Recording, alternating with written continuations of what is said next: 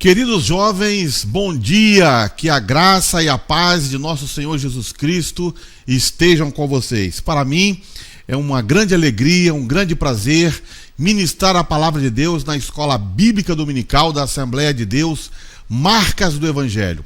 Eu sou o pastor Gideão e todos vocês são muito bem-vindos nesta manhã. Queridos, hoje é domingo, dia 10 de julho de 2022, domingo é dia do Senhor, domingo é dia de nos reunirmos em culto, em adoração ao nosso Deus. Por isso, você tem hoje uma grande oportunidade de servir ao Senhor, de adorar o Senhor.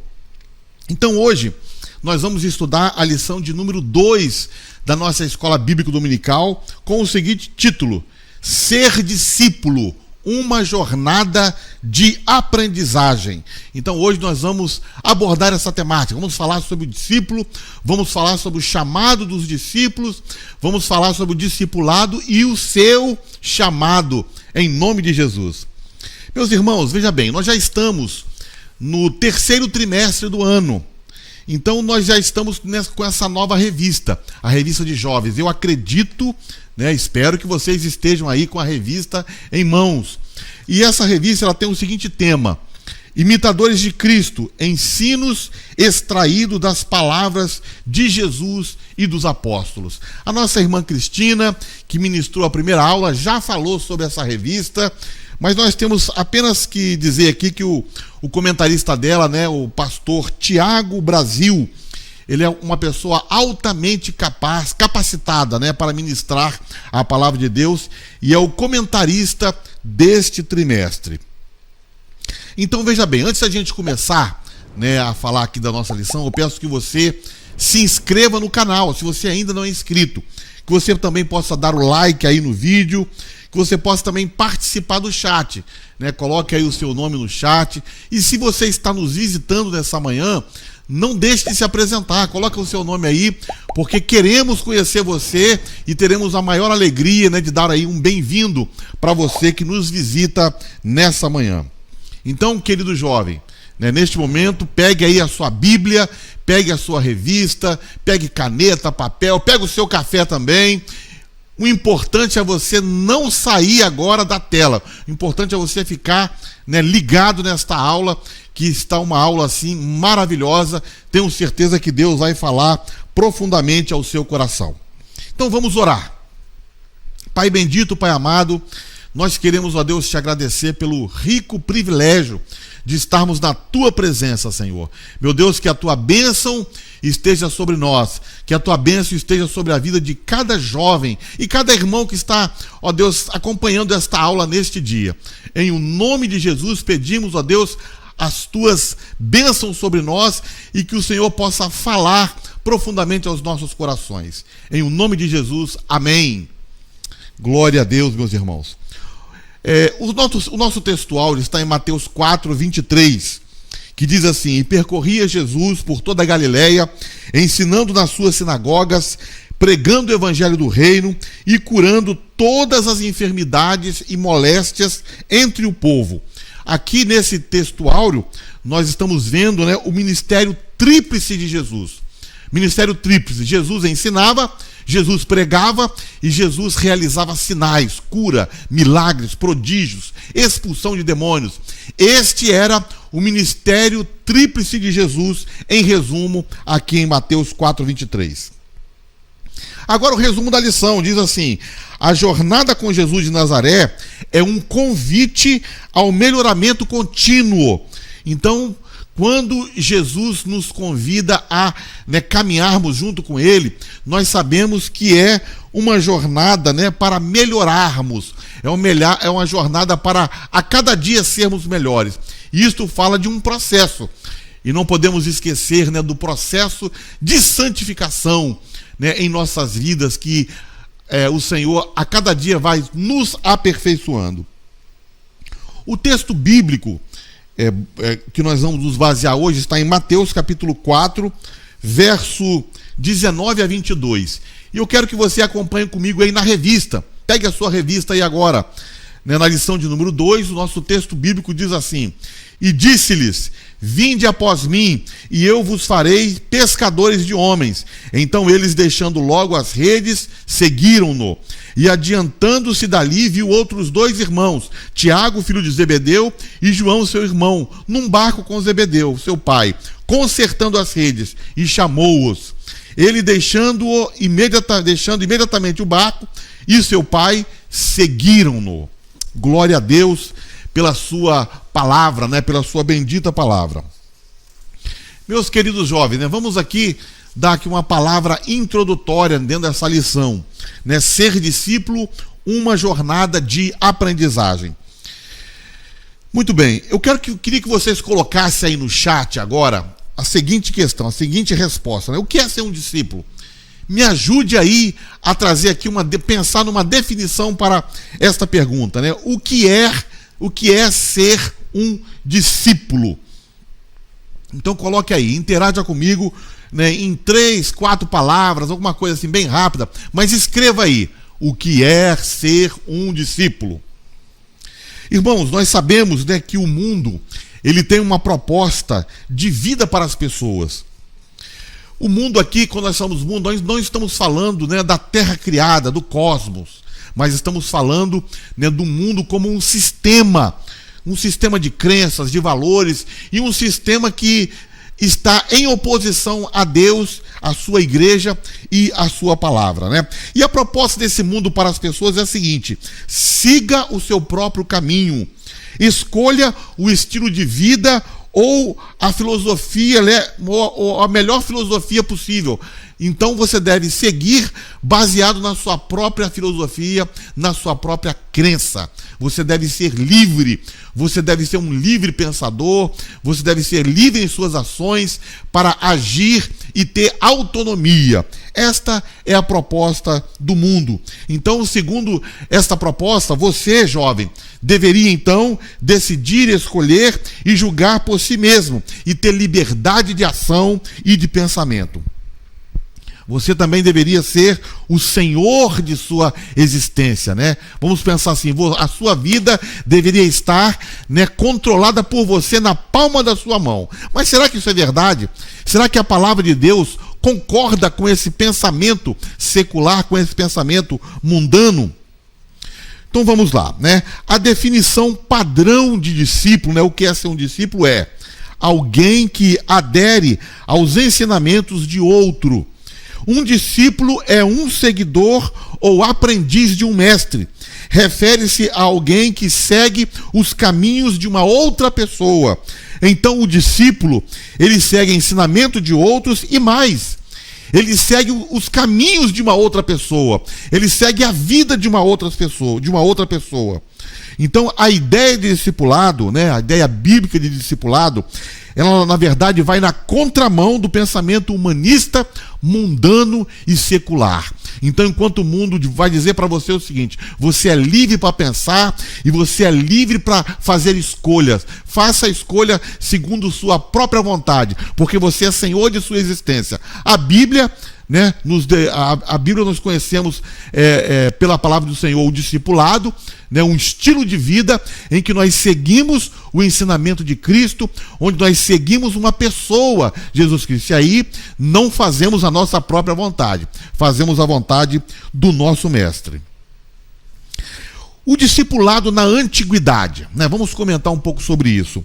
Nos dias de Jesus, o discípulo, e uma outra palavra para discípulo é a palavra aprendiz. Então o discípulo ou aprendiz, ele escolhia aproximar-se de um determinado mestre e acolher os seus ensinos, e geralmente eles escolhiam mestres que estavam alinhados com as suas ideias. Mas havia um tipo de discipulado, que nós vamos dizer assim, mais radical, em que não era o discípulo que escolhia o mestre, e sim o contrário, o mestre que escolhia o discípulo. Então aqui, vamos dizer assim, aqui está o pulo do gato, aqui está um dos segredos do discipulado de Jesus. O discipulado proposto por Jesus era o discipulado radical, né, onde não eram os discípulos não era o discípulo que escolhia o mestre, e sim o contrário, o mestre que chamava, que escolhia o discípulo. E no discipulado de Jesus funcionava dessa forma. Nós temos aqui 3 exemplos, 3 textos bíblicos, um no início do ministério de Jesus, um mais no meio e outro mais no final.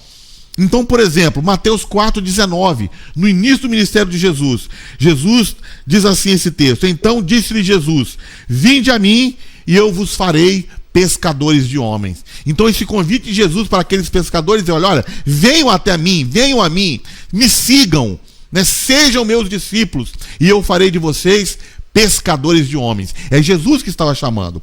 Ali mais do meio do ministério de Jesus, o ministério de Jesus durou 3 anos, mais ou menos na metade do ministério de Jesus, Jesus fala aquelas célebres palavras de Mateus 11, 28 em diante, dizendo o seguinte: vinde a mim, todos vós que estáis cansados e sobrecarregados, e eu vos aliviarei. Tomai sobre vós o meu jugo e aprendei de mim. Olha, aprendei de mim, sejam meus discípulos. Então isso é um convite também ao discipulado. Aprendei de mim, sejam meus discípulos, porque sou manso e humilde de coração, e encontrarei descanso para as vossas almas, pois o meu jugo é suave e o meu fardo é leve.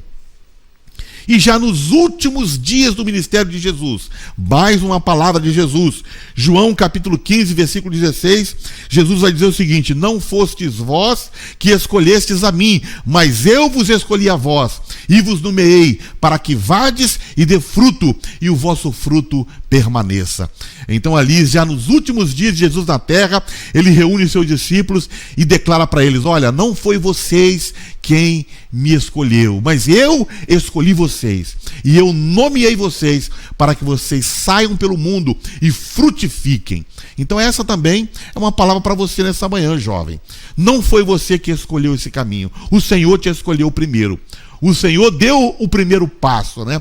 Podemos dizer assim, que Deus, né, se a distância entre Deus e você fosse de 1000 passos, Deus deu 999 passos, e a você, né, compete dar um passo em direção a Ele. Não foste vós que me escolhestes, mas eu escolhi a vós, e vos nomeei, para que vades e dê fruto, e o vosso fruto permaneça. Glória a Deus. Jovens, é o seguinte, né? Um discipulado, um discípulo e um aluno ou um estudante são termos, né, equivalentes.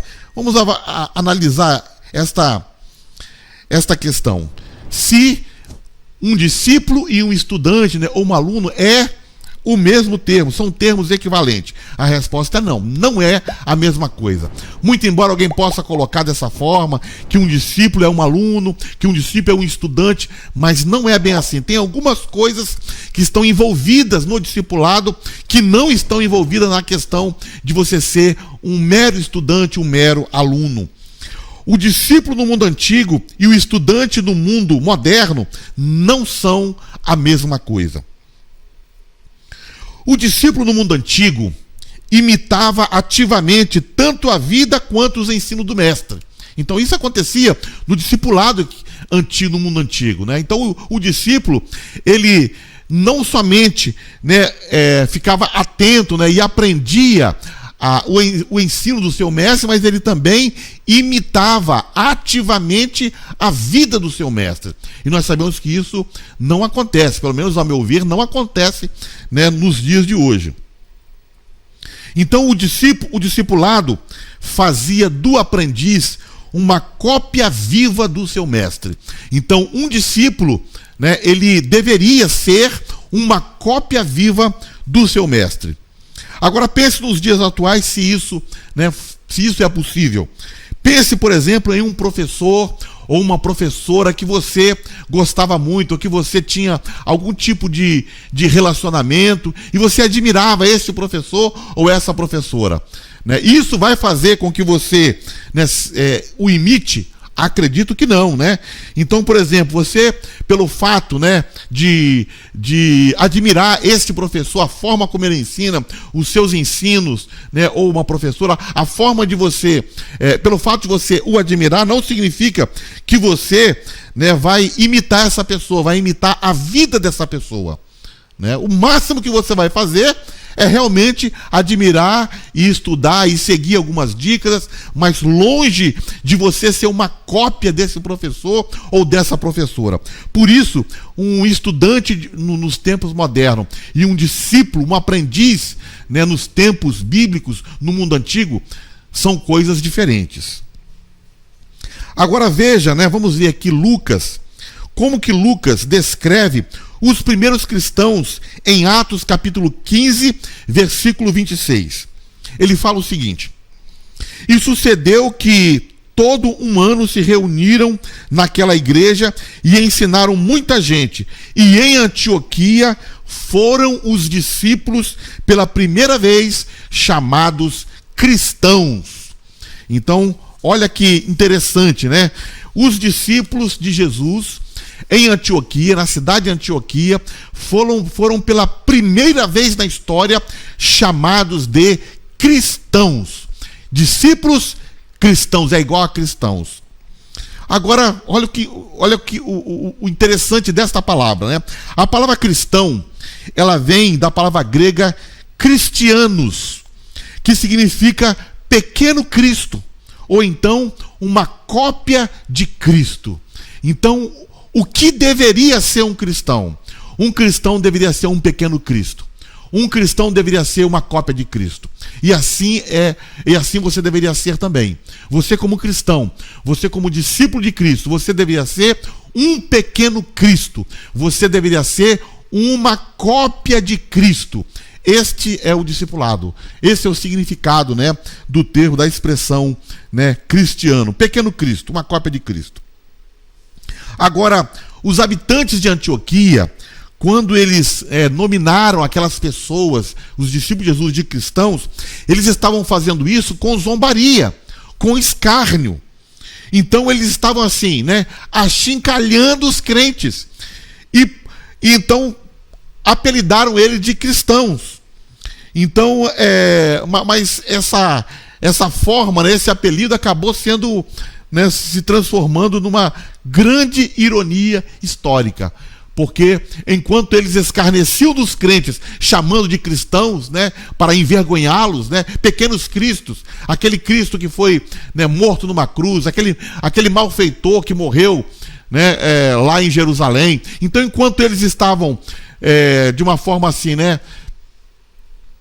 chamando aqueles homens de uma forma pejorativa de cristãos, esse título acabou pegando, né? Acabou pegando, e hoje os seguidores de Jesus são assim chamados, né? São assim designados, cristãos.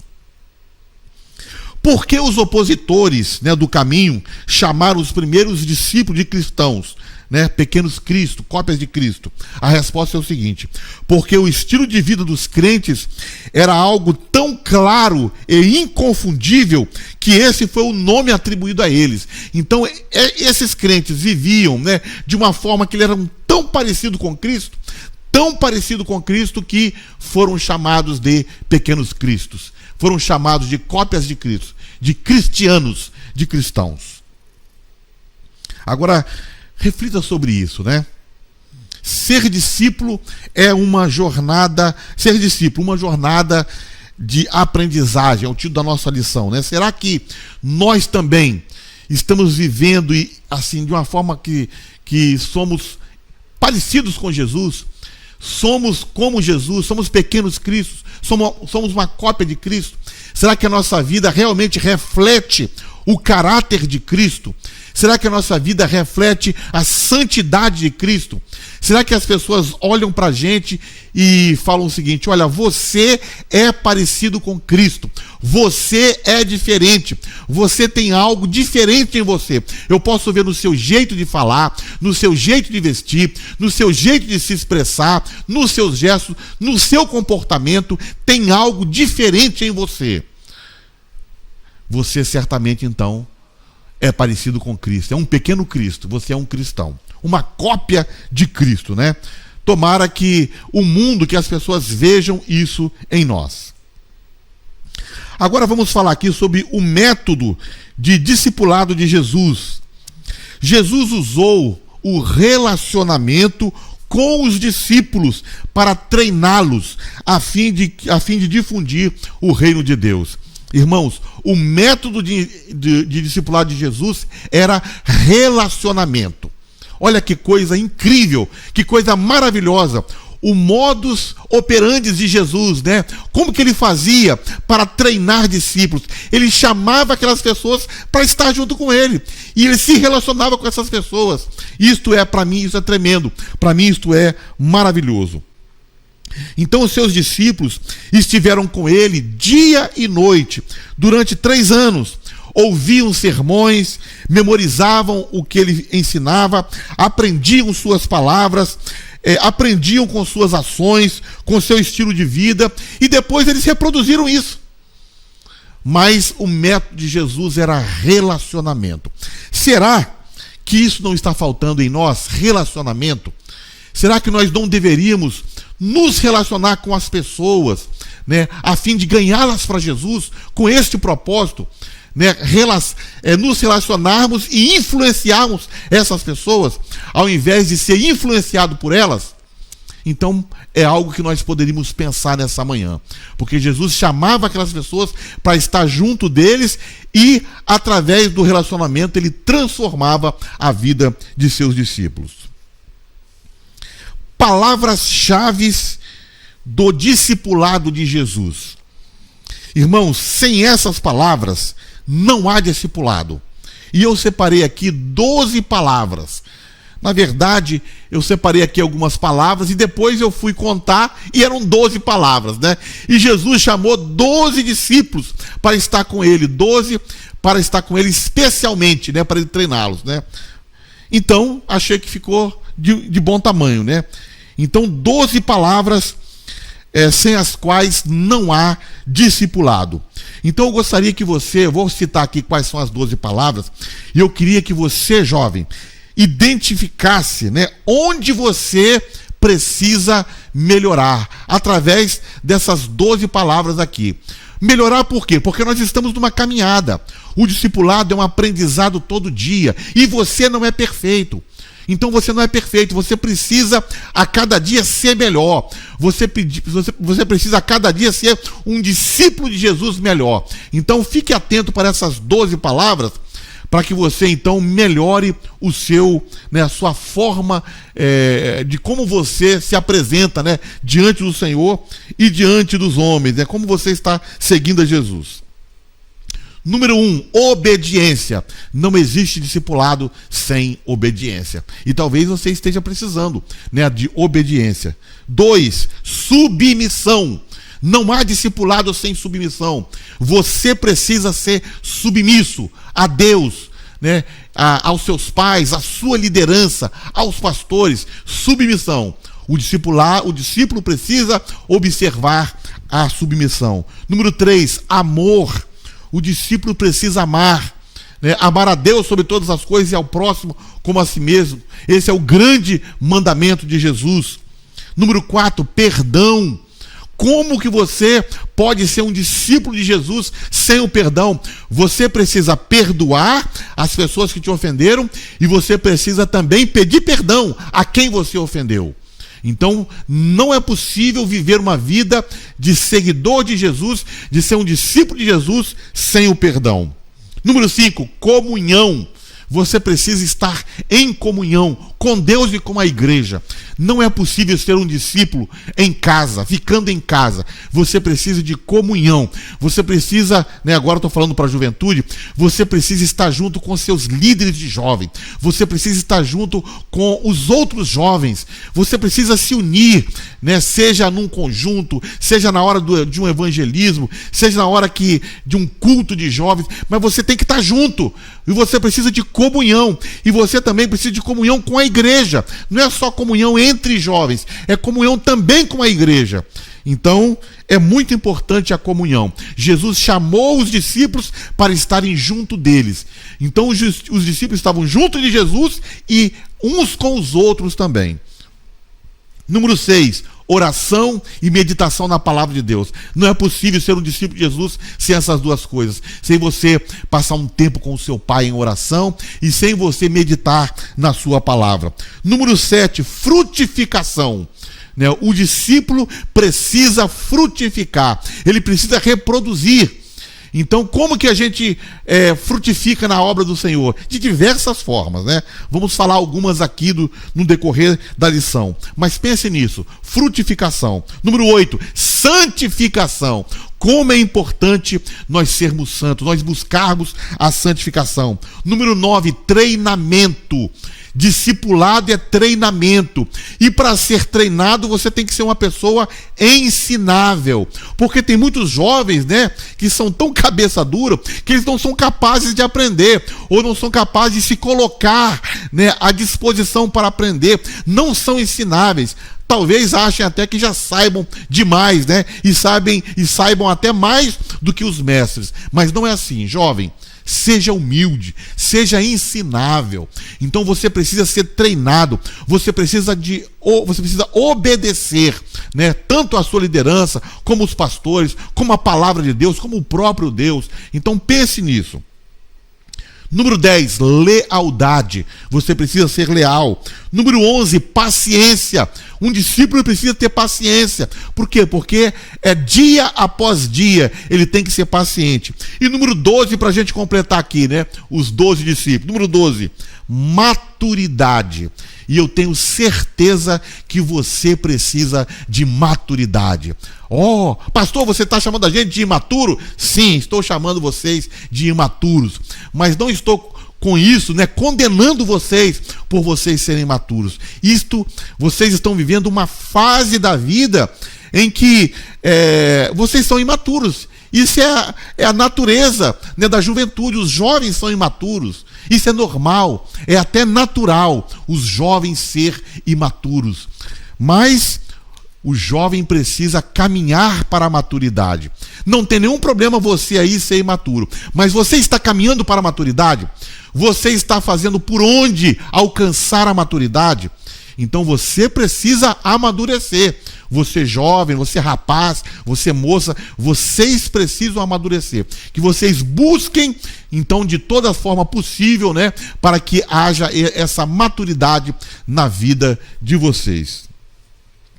Ser discípulo, uma jornada de aprendizagem, né?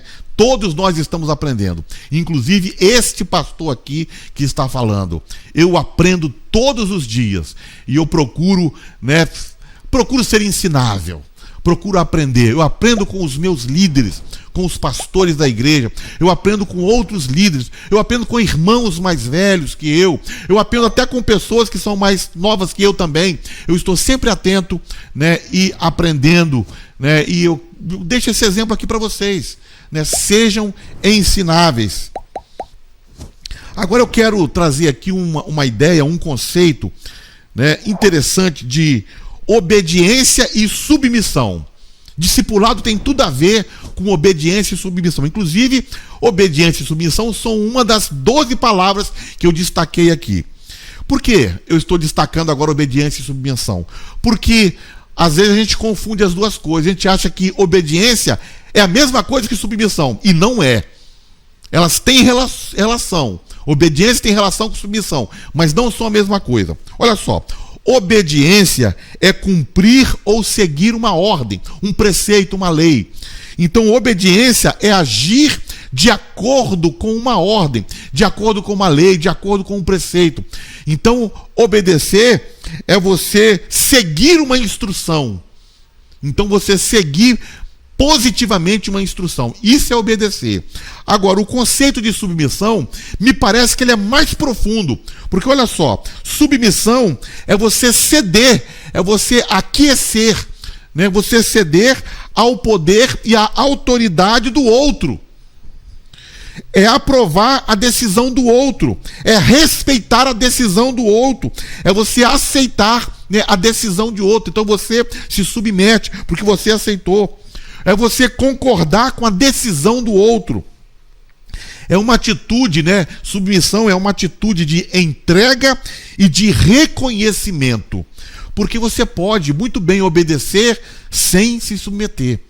Por exemplo, né? Um soldado pode cumprir uma ordem de comandante simplesmente porque o comandante mandou, eu vou obedecer, porque senão eu vou sofrer algum tipo de represália, algum tipo de retaliação. Mas ele não respeita o seu comandante. Ele não aceita no coração aquela ordem. Ele não cede internamente àquela ordem. Então, ele não submete ao seu comandante. Mas ele obedece, ele cumpre o que o comandante estabeleceu, né? Então, que possamos ser obedientes e submissos. Que possamos fazer a vontade de Deus. Fazer o que Jesus mandou.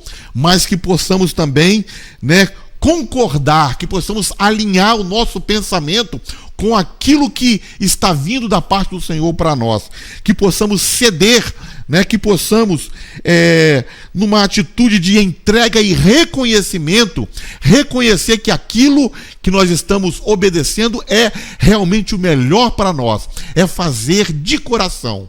Então essa é a diferença de obediência e submissão. Meus irmãos, agora eu vou fazer aqui, né, digamos assim, um resumo dos nossos 3 tópicos da lição. A nossa lição, o primeiro tópico fala assim: mais que um chamado, um retorno. Esse é o primeiro tópico da nossa lição. O segundo tópico diz assim: a vida cristã é feita de escolhas. E o terceiro tópico fala: a nossa jornada ao lado do Mestre.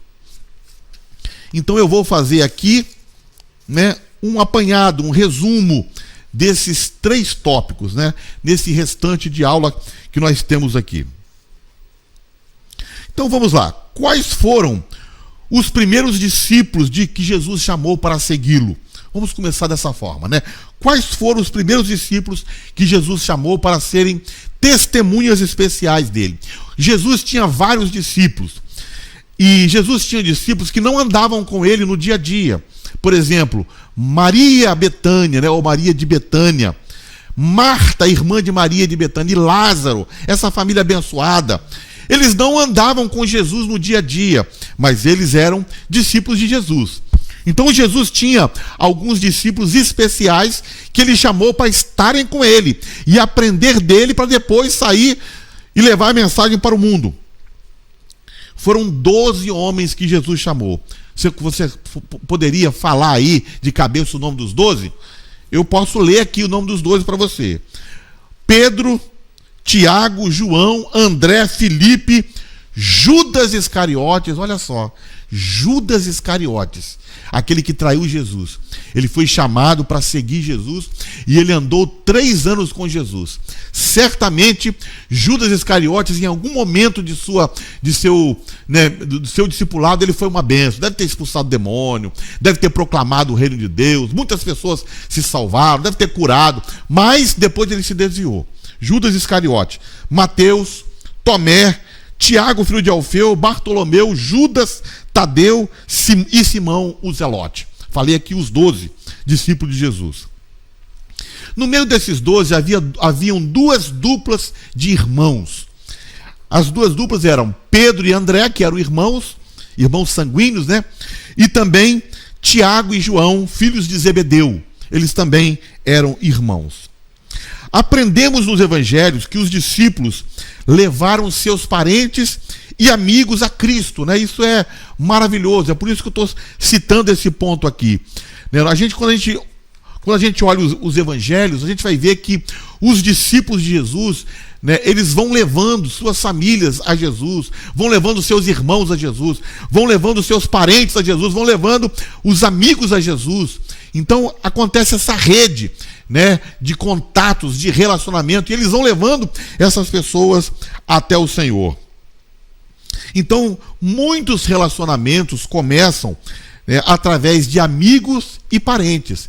E aqui agora eu quero abrir um parêntese e falar, por exemplo, do relacionamento, por exemplo, de um casamento, já que os jovens gostam, né, desse assunto, casamento.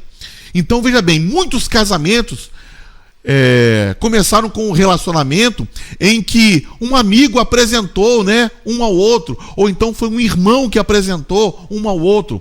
E eu conheço pessoas aqui na igreja Marcos do Evangelho, conheço até mais de um casal que foram apresentados por irmãos, né, irmãos de sangue. Apresentou, olha, fulano de tal, tá aqui e tal. E eles conversaram e depois casaram, né? Então, isso é muito interessante. Os discípulos de Jesus, né, e boa parte deles, foram levados à sua presença por um amigo ou então por um parente. E muitos relacionamentos começam exatamente dessa forma, né? Então coloque aí no chat, escreva aí no chat, quem é que te levou a Cristo? Você sabe quem é que te levou a Cristo? Acredito que sim, né? Coloque aí, foram seus pais, foi um amigo, foi um irmão, foi um parente. Quem te levou a Cristo? Porque o que a gente vai ver aqui agora, com o discipulado, o início do discipulado de Jesus, é essa cadeia, essa rede de relacionamento, um levando o outro a Cristo. Mas coloque aí, quem te levou a Cristo? No meu caso, quem me levou a Cristo foram os meus pais, né?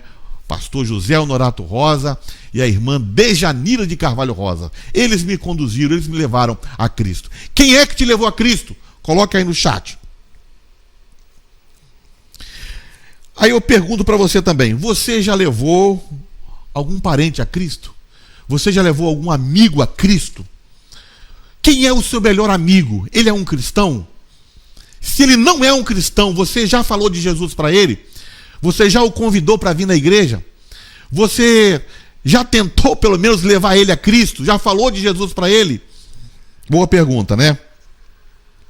Muito bem, então vamos ver aqui agora como que foi, né, o discipulado, né, dos primeiros discípulos de Jesus.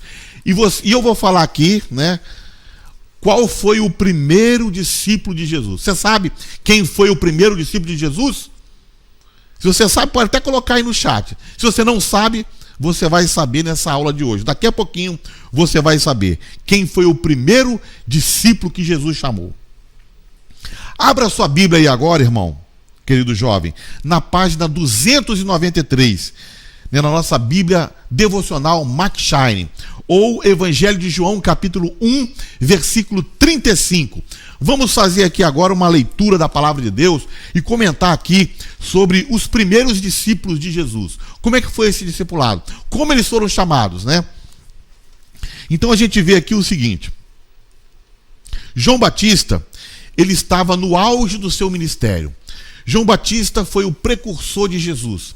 João Batista, né, foi aquele que abriu o caminho para Jesus. É o que veio antes de Jesus, né? Alguns falam assim. João Batista funcionou como um batedor, né? Um presidente da república, vamos falar assim, quando ele vai atravessar uma avenida, né, com muitas pessoas, vão sempre aqueles carros na frente, às vezes motos na frente, abrindo o caminho, são os batedores, né? João Batista era mais ou menos isso, ele foi à frente, abrindo o caminho, né, para que Jesus então viesse passar. E João Batista, a mensagem dele é que viria alguém maior do que ele, viria o Cristo. Então ele batizava as pessoas que se arrependiam e por isso ele foi chamado de o Batista, porque batizava. Batista não é sobrenome, né? Jesus vai até o Jordão para ser batizado. Quando João Batista vê Jesus chegando no Jordão, João Batista diz as seguintes palavras: eis aí o Cordeiro de Deus que tira o pecado do mundo. É esse aí, é esse que eu estou falando, é dele que eu estou falando. É ele que eu estou dizendo que viria e seria maior do que eu. Então João Batista aponta para Jesus e diz: esse aí é o Cordeiro de Deus que tira o pecado do mundo. João Batista então batiza Jesus no Rio Jordão. Aí, no Evangelho de João, capítulo 1, que você já abriu a Bíblia aí, né? Versículo 35. Na página 293, diz assim: no dia seguinte, João estava outra vez ali, e 2 dos seus discípulos. Então, no dia seguinte, João estava com 2 discípulos dele. João Batista tinha vários discípulos, e naquele dia ele estava com 2. Então, um dos discípulos que estava com João Batista era André, irmão de Pedro. E o outro discípulo, que ele estava com 2, né? O outro era provavelmente João. E por que João não fala aqui no evangelho que era ele mesmo que estava, porque ele é o autor do livro. Então parece que ele não quer, né, assim, lançar um pouco de luz dele mesmo. Olha, eu estava ali com André, mas é aceito que pelos teólogos, pelos estudiosos, que esse outro discípulo que estava com André, com João Batista, e junto com João Batista, era o próprio autor do evangelho, era o próprio apóstolo João. Então, André e João, o apóstolo, eles eram discípulos de João Batista, antes de serem discípulos de Jesus. Que interessante isso, né? André e João, o apóstolo João, eles eram discípulos de João Batista. E depois eles se tornaram discípulos de Jesus. Agora o verso 36 e 37 do Evangelho de João, capítulo 1. Diz assim: E vendo passar a Jesus, João Batista falou: Eis aqui o Cordeiro de Deus. E os 2 discípulos ouviram-no dizer isto e seguiram a Jesus. Então João Batista viu Jesus passar novamente. E ele estava com 2 dos seus discípulos, André e o apóstolo João. E quando ele viu Jesus passar, João mais uma vez declarou: Eis aí o Cordeiro de Deus. Esse aí é que é o homem que eu estou falando. Esse é o cara. E aí então os 2 discípulos de João Batista começaram a seguir Jesus. Foram e começaram a seguir Jesus. Agora Jesus estava andando e tinha 2 pessoas seguindo ele, atrás dele. Jesus então parou para conversar com eles, né? João capítulo 1, Evangelho de João, versículos 38 e 39. Diz assim: Voltando-se e vendo Jesus que os 2 o seguiam, perguntou-lhes: O que vocês estão querendo? Por que vocês estão vindo atrás de mim? E eles disseram: Rabi, que significa mestre, onde estáis hospedados? Você está onde? Você está ficando aonde? Respondeu ele: Venham e vocês verão onde estou hospedado. Então foram por volta das 4 horas da tarde. Então foi lá os 2 discípulos de João Batista, que era João o apóstolo e André, irmão de Pedro. Foram lá e passaram com Jesus o resto do dia. Então passaram com ele aquele dia. André, irmão de Simão Pedro, era um dos 2 que tinham ouvido o que João dissera e que havia seguido a Jesus. Então, nós podemos dizer, irmãos, que André foi o primeiro discípulo de Jesus. Eles foram até Jesus, né? E depois eles são chamados também. Depois Jesus os chama novamente. Jesus chama os discípulos mais de uma vez, na verdade, né? Jesus chama os discípulos, depois eles não têm assim muito engajamento. Jesus precisa fazer um milagre lá, né, no mar da Galileia, aquele milagre dos peixes, da pesca maravilhosa, e para trazer engajamento para os discípulos, né? Então ele chama os discípulos novamente. Mas esse aqui é o primeiro chamado deles. Então, André foi o primeiro que Jesus chamou, junto com João. Mas João não tem o nome dele aqui, porque ele omite o nome no seu próprio evangelho. E eles passaram um tempo ali conversando com Jesus, André e o apóstolo João. E o que eles conversaram, né? A Bíblia não relata o que eles conversaram, mas eu tenho uma ideia, quer dizer, uma conjectura. Eles foram ali, passaram o resto do dia com Jesus, e Jesus pode ter falado para eles o seguinte: amigos, eu vou começar um grande trabalho e eu quero que vocês me acompanhem. Eu quero que vocês estejam comigo nesse trabalho. Né? Mas que trabalho é esse que o Senhor vai começar? É um trabalho de ensino, um trabalho de pregação, é um trabalho de cura, é um trabalho de expulsão de demônios, é um trabalho de proclamação do reino de Deus. E eu quero que vocês sejam meus discípulos. Venham, sejam meus discípulos. Então eu acredito que foi uma conversa mais ou menos assim. E Jesus dizia, né, eu vou percorrer por toda a Galileia, vou andar por toda essa região aqui, né, ensinando, pregando e curando. André saiu dali, né, entusiasmado. André saiu daquela conversa encantado. Ele correu até Pedro, seu irmão, né? Agora vamos ler João capítulo 1, verso 40 a 42. Que diz assim: era André, irmão de Simão Pedro, um dos 2 que ouviram aquilo de João e o haviam seguido. Este achou primeiro a seu irmão Simão e disse: achamos o Messias, que traduzido é o Cristo, e levou-o a Jesus. E olhando Jesus para ele, disse: tu és Simão, filho de Jonas, tu serás chamado Cefas, que quer dizer Pedro. Então André correu para chamar seu irmão, e quando ele encontrou seu irmão Pedro, falou: Simão, vem correndo que eu vou te apresentar um camarada, vou te apresentar um homem, eu vou te apresentar o Messias. E Pedro falou: que coisa é essa, né? O Messias. Então levou Pedro até Jesus. Quando Pedro chegou até Jesus, Jesus disse para ele: olha, tu és Simão, filho de Jonas, eu te conheço, filho de Jonas, tu a partir de agora se chamarás Cefas, que quer dizer Pedro, que quer dizer pedra, que quer dizer fragmento de pedra. Então o nosso Senhor mostrou ali seu perfeito conhecimento da pessoa de Pedro, o nome de Pedro, o caráter de Pedro e tudo de Pedro. Assim como Deus conhece a você, querido jovem. Deus sabe tudo sobre você. Deus sabe a sua origem. Deus sabe de onde você veio. Deus sabe a sua vida.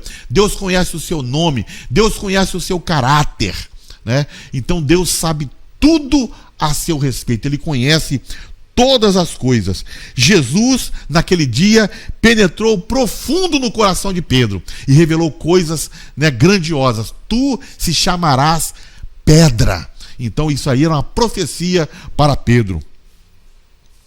Ele conhece, né, o presente, o passado e o futuro de Simão. E ele muda o caráter de Simão, né? Ele troca o nome de Simão, ele muda o nome de Simão. Isso indica, né, que Deus pode transformar o nosso nome, quer dizer, o nosso caráter. Deus pode fazer isso. Deus pode fazer isso esta manhã com você, né, que está me ouvindo nessa manhã. Né? Se a sua vida não está alinhada com os propósitos de Deus, nesta manhã você pode alinhar a sua vida, você pode receber a Cristo Jesus como seu Salvador e ser um discípulo dele, e ele vai transformar a sua vida, ele vai transformar o seu caráter.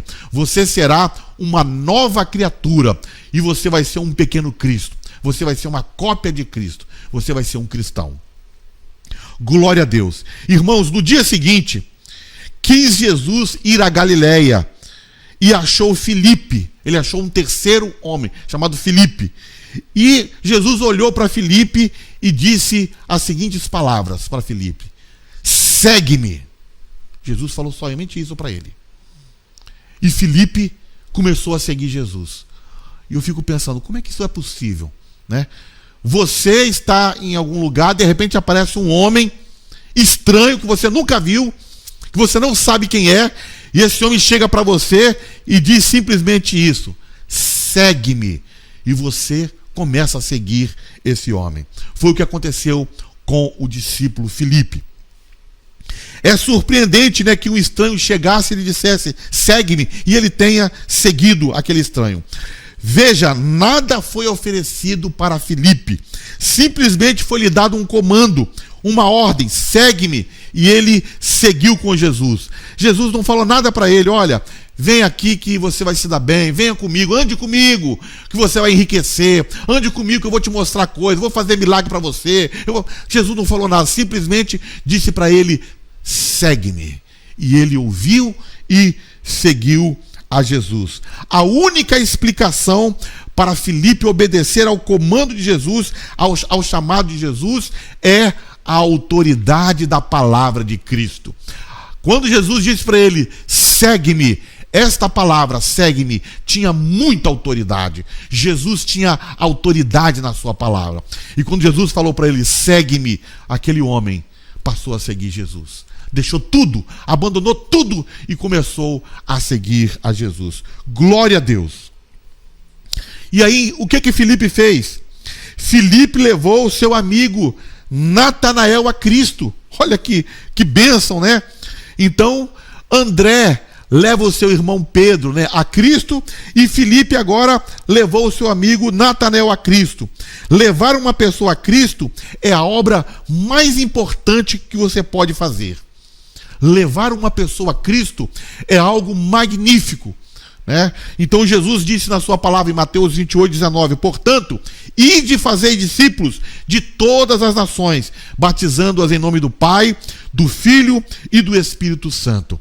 E era o que os discípulos estavam fazendo. Eles estavam indo a Cristo e estavam levando seus parentes a Cristo, estavam levando seus amigos a Cristo.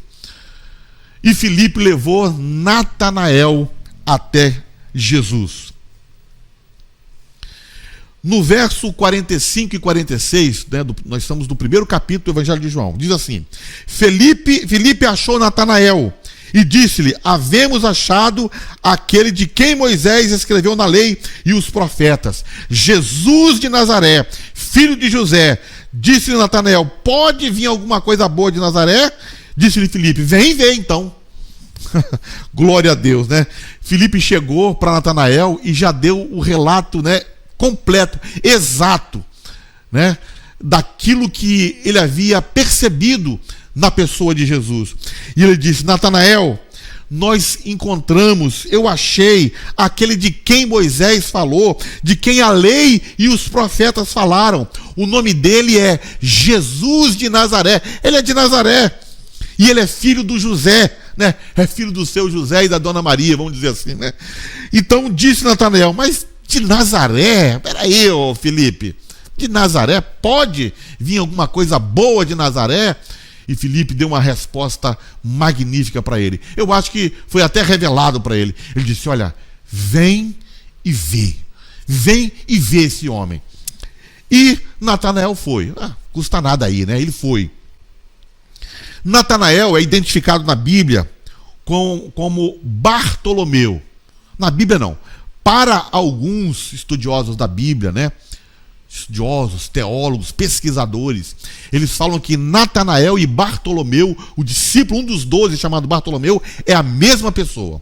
Então nós estamos diante aqui de um chamado de mais um discípulo de Jesus, Bartolomeu, né, cujo nome aqui é Natanael.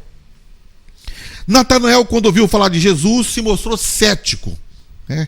Pode vir alguma coisa boa de Nazaré, mas depois ele creu em Jesus. E você pode convidar pessoas a Cristo e essa pessoa demonstrar incredulidade. Mas você não deve desistir. Você deve fazer como fez Filipe. Olha, vem e vê. Venha e veja com seus olhos, né, a obra que Deus está fazendo. Então, quando você chamar alguma pessoa, convidar alguma pessoa para vir a Cristo, e a pessoa duvidar, a pessoa estiver incrédula, não tem problema, deixa. Quem vai fazer a obra é o Espírito Santo. Então, diga como Filipe falou para Natanael: olha, vem e vê. Levado a Cristo por Filipe, quando Jesus viu Natanael se aproximar dele, Jesus então, né, disse as seguintes palavras para Natanael: aí está um autêntico israelita em quem não há falsidade. Olha que palavra, né? Olha que elogio que Jesus faz a Natanael. Natanael chegou, né, diante de Jesus, Jesus olhou para ele e falou: aqui está um autêntico israelita em quem não há falsidade. E Natanael disse para Jesus: de onde você tirou essa ideia sobre mim? Quem te falou sobre mim? Você não me conhece? Por que você está falando isso? E Jesus respondeu a Natanael e disse o seguinte para ele: antes de Filipe te chamar e te fazer um convite para vir a mim, eu te vi debaixo de uma figueira. E aí Natanael desabou, porque ele realmente estava debaixo de uma figueira antes de Filipe chegar lá e conversar com ele. Quem sabia que ele estava ali debaixo da figueira? Quem sabia? Filipe não sabia, só ele sabia, mas Deus sabia, Jesus sabia. E quando Jesus fala para ele: eu te vi debaixo de uma figueira antes de Filipe te chamar, e ele então exclamou para Jesus: Rabi, mestre, Senhor, o Senhor é o Filho de Deus, o Senhor é o Rei de Israel. Né? Então foi um chamado ao discipulado instantâneo e uma conversão instantânea também. E a ele já foi revelado pelo Espírito que Jesus era o Rei de Israel. Glória a Deus. Jesus disse para Natanael: só porque eu te disse, né, o que eu acabei de te falar, só porque eu disse isso para você, você já creu só com isso? Isso é pouco, Natanael. Você ainda não viu nada, coisas maiores você verá. E disse, na verdade te digo, que daqui em diante você vai ver o céu aberto, você vai ver os anjos de Deus subindo e descendo sobre o Filho do Homem. Então Jesus ainda, né, repreende, de certa forma, né, repreende a Natanael, dizendo, Natanael, você creu com pouca coisa, mas olha, o que você vai ver daqui para frente, né, não está em lugar nenhum, não está registrado. Você vai ver os céus abertos e os anjos de Deus subindo e descendo sobre mim. Você vai ver. Glória a Deus. Os 5 primeiros discípulos de Jesus, que nós vamos chamar aqui o seguinte: o 01, né, André, o primeiro. O número 2, João, estava junto com André, mas ele não fala lá o seu nome, por isso ele é o número 2. Depois, número 3, Pedro, levado a Cristo por André, seu irmão. Número 4, Filipe, né, que Jesus chegou para ele e disse, segue-me, e ele seguiu. E o número 5, Natanael, ou Bartolomeu, que foi levado a Jesus por um amigo, Filipe. Agora, mais um chamado, né? O chamado de Levi, o chamado de Mateus, que também assim foi muito chocante. Lucas capítulo 5, versículo 27 e 28 diz assim, e depois disso saiu dali e viu um publicano chamado Levi, assentado na recebedoria, e disse-lhe, segue-me. E ele, deixando tudo, levantou-se e seguiu. Jesus chamou um cobrador de impostos para ser seu discípulo. Isso é chocante. Isso para os fariseus, assim, isso é demais. Agora Jesus extrapolou todos os limites. Ele chamou para ser um discípulo seu, um cobrador de impostos. Esses cobradores de impostos eram homens mal vistos, né, pela sociedade. Eles eram considerados desonestos, irreligiosos e antipatriotas. Então, quem era Mateus? Na visão de um judeu normal, Mateus ou Levi, né? Ele era um roubador, um sonegador, ele era um pecador, ele era um imoral, ele era um lesa-pátria. Mas Jesus chamou esse homem para segui-lo. E quando Jesus o chamou, ele levantou de sua banca e seguiu a Jesus e deixou tudo para trás. Deixou o seu negócio lucrativo para trás e seguiu a Jesus. A prioridade é Jesus, o centro é Jesus. E Mateus depois fez algo também maravilhoso, né? O que ele fez? Lucas 5, 29. E fez-lhe Levi um grande banquete em sua casa, e havia ali uma multidão de publicanos e outros que estavam com ele à mesa. Mateus, né, levou os seus amigos e os seus colegas de trabalho até Jesus. Que coisa maravilhosa, né? Mateus fez um jantar para Jesus. Jesus foi no jantar. Quando Jesus chegou no jantar, tinha uma multidão lá que Mateus levou. Os seus amigos coletores de impostos, os seus outros colegas. Levou todo mundo lá, estava todo mundo ali. Então os primeiros discípulos de Jesus que foram chamados, né? Uma boa parte deles eram pescadores. Outros, como Mateus, coletor de impostos. Era gente que não eram pobres, não eram os miseráveis ali de Israel. Pelo contrário, né, a atividade de pesca era uma atividade altamente lucrativa. E um coletor de impostos era um homem, né, muito rico. E esses homens deixaram tudo para seguir Jesus. Esse é o discipulado, né, que Jesus nos convida também. Abandonar tudo, deixar tudo e seguir a Jesus. E hoje é você que está sendo chamado, jovem, né? Você está sendo chamado por Jesus. Jesus está olhando para você hoje dizendo o seguinte: segue-me, venha. Glória a Deus, né? Então, os evangelhos apontam a natureza do chamamento divino, né? Que é sempre um convite, nunca uma imposição, é um convite. Segue-me, venha. E nós precisamos responder a esse chamado, né? Você está preparado para renunciar? Como esses homens que deixaram tudo e seguiram Jesus? Você está pronto para renunciar a sua própria vida, o seu próprio eu? Jesus quer que você, jovem, renuncie à sua própria vida e passe a segui-lo, né, com todo o coração. E deixa ele comandar tudo. Ele vai tratar de tudo, ele vai cuidar de todas as coisas. O reino de Deus é um projeto para todos. Há espaço para todas as pessoas trabalharem. E a principal tarefa é evangelizar, levar pessoas a Cristo. Como fez André, que levou seu irmão Pedro a Cristo. Como fez Filipe, que levou Natanael a Jesus. Como fez Mateus, né, ou Levi, que levou os seus colegas de trabalho para Jesus. Evangelizando, levando pessoas a Jesus. Uma pergunta para você agora. Coloque aí no chat. Estou encerrando a aula com isso. Você se sente impulsionado por Deus? Você está se sentindo impulsionado para ser um verdadeiro discípulo, um discípulo radical do Senhor, aquele que foi chamado pelo Senhor e está pronto para fazer a obra? Você sente esse chamado arder no seu coração? Coloque aí no chat. Glória a Deus, meus irmãos. Que Deus possa te abençoar nessa manhã. Antes de eu fazer a oração final aqui, eu quero falar para vocês da campanha dos 1000 valentes, né? Então, participe dessa campanha. São 60 meses, você pode fazer um voto e nos ajudar a comprar esse espaço que nós estamos aqui.